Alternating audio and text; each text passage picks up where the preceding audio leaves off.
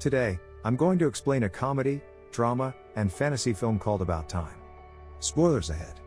Watch out and take care. The Lake family resides in harmony at their house by the sea. There's the ever-busy mother, Mary. The always active father, James. The charming yet absent-minded uncle, Desmond. The awkward son, Tim. And the free-spirited daughter, Catherine or Kit Kat. Every year, they host a New Year's Eve party with family and friends. At this year's party, Tim navigates through the crowd feeling awkward and dragged around by his friend, Jay. During the countdown to the new year, a girl he's been dancing with, Polly, leans for a kiss, but he shakes her hand instead, leaving her disappointed. The following day, Tim wakes up, overwhelmed with embarrassment and a terrible hangover. He's called into his father's study. James, his father, then tells Tim that he's about to share with him a secret that he's never told anyone before. According to James, the men born into their family, including Tim, can travel back in time, but it's limited to their own lifetime. They cannot go to a past they didn't experience or a place they've never been to. To do this, they must go to a dark place like a large cupboard and think of the place and time where they want to be, and they'll find themselves there. Unsurprisingly, Tim thinks this is a joke. He shakes his head at his father, thinking that he's pulling his leg. To prove that it isn't true, Tim goes inside the closet and thinks of the New Year's Eve party last night. After a few seconds, he comes out of the closet and is surprised to see himself dressed in his clothes from yesterday. Music and conversations echo from downstairs. He heads down and is immediately pulled by Jay, evading a table that he previously knocked over. At the countdown, he kisses Polly, who reacts giddily. Afterward, Tim goes back into the closet and travels to the present. Realizing that the time travel is real, he listens to his father's experience about the ability, discovering that it's how James seemingly had a lot of time for them. James advises Tim not to use the ability for money or power, so Tim decides that he'll use it to find love. That summer, Kit Kat invites her boyfriend's cousin, Charlotte, to stay at the beach house for 2 months. As the family sunbathes with their guest one afternoon, Tim hopes to get on Charlotte's good side. Seeing an opportunity, Tim agrees to put sunscreen on Charlotte's back but ends up spilling the bottle on her. Feeling humiliated, he travels back in time and acts more casually and carefully about it. Throughout the summer, Tim attempts to impress Charlotte but fails each time until it is too late. And then finally, it's Charlotte's last day in the house. On the evening before she leaves, Tim hopes to confess his feelings for her but is instantly shot down before he could, discovering that Kit Kat already warned Charlotte that he might do this. Charlotte wonders if things would have turned out differently if he'd talked to her before her last night at their home. The thought gives him an idea. Tim travels back in time to confess to Charlotte in the middle of summer. But this time, Charlotte tells him to ask her again on her last night at their home. This confirms that he never had a chance with Charlotte, no matter what. Tim finally gives up on pursuing her. The day after Charlotte left, Tim leaves their home and moves to London, where he stays with James' friend, Harry. Tim is excited for the new chapter of his life ahead but is disappointed to learn that Harry is a short-fused playwright. In the first 6 months, Tim hasn't had any luck in romance, finding that his career as a lawyer acquaints him mostly with other men. His luck turns when one night, Jay takes him to Don's Le Noir, the restaurant where the guests dine in total darkness. Here, they are seated next to a woman named Mary, and her friend, Joanna. In the darkness, Tim and Mary get to know each other and have a great time. After dinner, Tim and Jay finally meet the girls face to face. Tim is stunned upon seeing Mary, and it's pretty evident that sparks have flown as the couple lay eyes on each other. She gives him her phone number before parting ways. Tim walks back home with a skip in his step, only to be welcomed by Harry's angered growl. The opening of his play was ruined by the lead actor forgetting his lines. Wanting to make things better, Tim goes back in time and joins Harry in the theater just before opening night. He approaches the lead actor, Tom, and convinces him to practice his lines. This works. But then another actor forgets his lines instead. Tim goes back in time again and helps him out. The play turns out to be a success. However, when Tim checks his phone, he realizes that Mary's number is no longer there.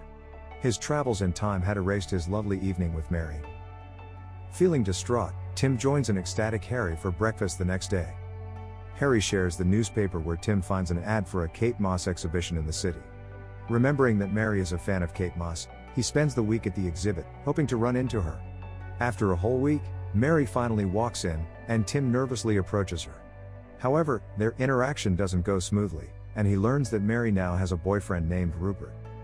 Tim learns that Mary met Rupert at Joanna's party. He learns the details of the party and goes back in time to stop it from happening. Tim arrives at Joanna's apartment and convinces Mary to leave the party with him before Rupert arrives. Mary is a little hesitant, but she feels a magnetic force pulling her towards him. As they leave, they brush past Rupert, who unknowingly walked past his supposed future girlfriend. Meanwhile, the two have a lovely dinner where they get to know each other even more. Tim ends up walking Mary home, and she invites him up to her apartment. The atmosphere turns hot, and they take the date to the bedroom. But after awkwardly tripping over Mary's shoes and having difficulty unclipping her bra, Tim experiences an awkward first sexual encounter with Mary. He decides to go back in time, and this time, he skips over Mary's shoes and quickly undresses her. This time everything goes well, but Tim knows he can do better. After Tim's multiple attempts, the couple spends the perfect first night of passion. Over the following months, their relationship continues to bloom, and the couple eventually moves in together. While at the theater with a coworker named Rory, Tim encounters Charlotte, but the conversation quickly turns awkward. He tries a second time, but it doesn't go well again.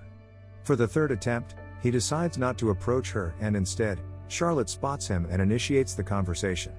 Charlotte invites him to dinner, where she mentions her regrets about turning him down in the past. Charlotte asks him to walk her to her apartment and tempts him to go inside with her, but Tim refuses. Being able to turn down his first love helps Tim realize how deeply he loved Mary. He runs back home and wakes her up to propose to her.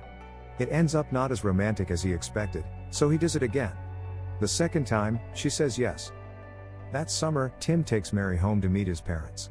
Mary and her mother get along, and Tim spends quality time with his father. To his surprise, Kit Kat is also home after having a horrible time in London.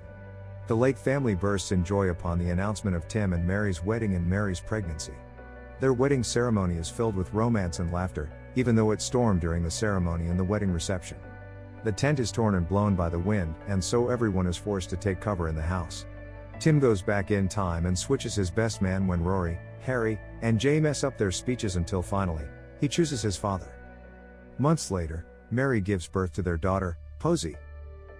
Tim is mesmerized at the experience of raising a child, both for its precious moments and the difficulties. They move into a new house, and soon, it's Posey's first birthday. All the guests arrive, including Harry and Rory, but Kit Kat is late to the party. The doorbell rings, and Tim answers it, but instead of Kit Kat, it's her troublesome boyfriend, Jimmy. He and Kit Kat argued earlier that day, which ended with Kit Kat driving by herself. Kit Kat had been drinking earlier that day, leading her to crash her car on the way to Tim's house. Hoping to save her, Tim goes back in time and picks her up from her home instead.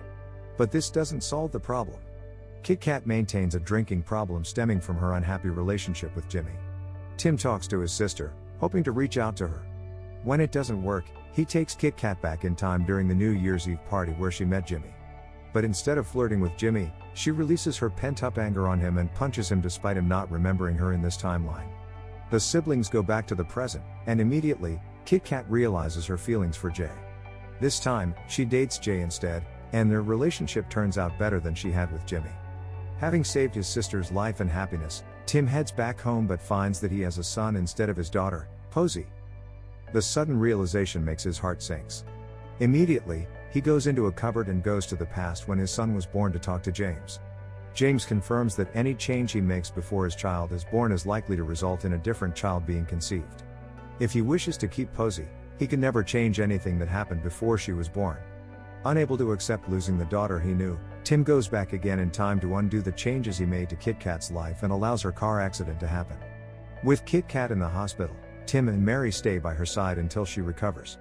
Their support leads Kit Kat to decide on changing her life for the better. Remembering the alternate timeline when she's happy with Jay, Tim suggests for Kit Kat to start seeing him. Arriving home from the hospital, Tim relishes in his daughter's presence. Their happiness inspires him to have another child. Despite Mary's protests at first, they conceive their son 2 years later. One evening, Tim helps Mary prepare to meet her company's best-selling author, but they accidentally leave Posey downstairs, where she destroys the manuscript from Mary's office. Tim wants to use time travel to fix it, but their night is interrupted by a call from his mother, announcing that James has been diagnosed with terminal cancer. Tim, Mary, and Kit Kat visit the beach house where Tim talks to his father. Their time travel cannot undo his cancer without risking Tim and Kit Kat's births. In the end, time travel cannot fix everything life throws at them. James gives Tim what he deems is a far more important lesson for their ability. The first is to go through life as normally as possible, with all the everyday tensions and worries. Secondly, after he lives the day once for the first time, he should go back and relive moments of his life while paying attention to how sweet the world can be. Tim follows his advice and finds happiness in both the mundane and the special moments in his life. However, there are still days that he doesn't wish to relive, such as the day his father died. Not ready to say goodbye, Tim travels back in time to visit his father while he's still in good health. After James' death, Tim is comforted that he can still visit his father back in time whenever he misses him. One day, however, Mary decides that she wants a third child. Tim hesitates, knowing that having a third child will disable him from visiting his father again. With much thought, he lets go of the past and decides to carry on with the future. He then agrees to have another child. Months later, Mary is heavily pregnant and will be giving birth soon. This is Tim's last chance to visit his father in the past. He goes back in time and plays table tennis with his father for the last time. Seeing the sadness in Tim's eyes, James realizes that it is their last time together. He accepts this and lets him know that he agrees with his son's decision. As a treat, they both travel back in time to when Tim was a young boy. Both in better health and with more energy, James and Tim run and play by the beach for the last time. Tim says his final goodbyes to his father and returns to the present time when his third child is born. Years pass, and Tim continues with life normally, spending both the laughs and tears with his family. He has completed his family with Mary, while Kit Kat also gives birth to her child with Jay. One morning, he allows Mary to sleep in and prepares breakfast for his kids, relishing their presence. Tim decides to never time travel again, living each day as if it's the second time he's lived it. This time, he focuses on appreciating life, from the big events to the smallest details. Subscribe to watch more videos like this.